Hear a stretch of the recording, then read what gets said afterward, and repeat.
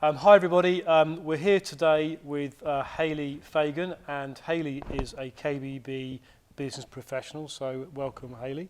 And this is all about offering smart advice back to the industry, and we want to talk about today, if we can, attending an interview and what preparation you should do before going to that very, very important new job potential. So Hayley, if I could just start asking you the number one question. So in terms of preparation, which so many people fail to do before going to that very important interview, what sort of things should people research? So one thing they can do is go and actually do some research on the company. Maybe if they've got an outlet or a showroom, go in and have a talk to the staff and see how the whole place is set up. Have a look on online reviews, especially about, you know, service, and see what other people are saying about the company and make sure that works for you. Would you actually be honest and say when you walk in there, I'm actually here just to do some research? Yeah, you can. It depends on the showroom, I suppose, or on the shop. If you're going into a showroom and you're on a one-on-one basis, then it's probably not a good idea to go and tell them that you're looking, you know, going through a recruitment process, because you don't know whose potential position you might be taking.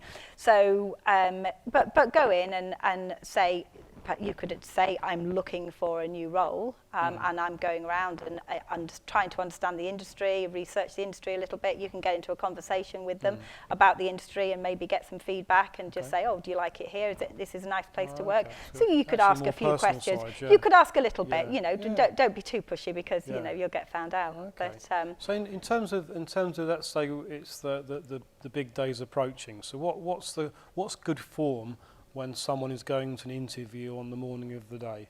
What's good form? Know where you're going.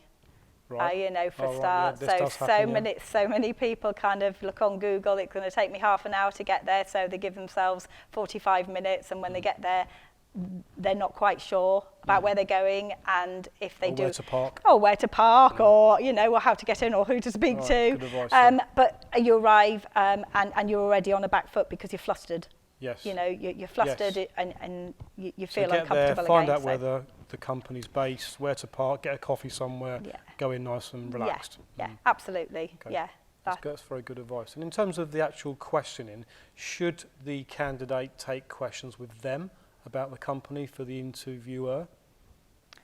Yeah, I think questions should run both ways. You know, if you're going for a job interview, potentially you're looking to work somewhere for a reasonable amount of time, you know, potentially even for the next 5, 10, 15 years.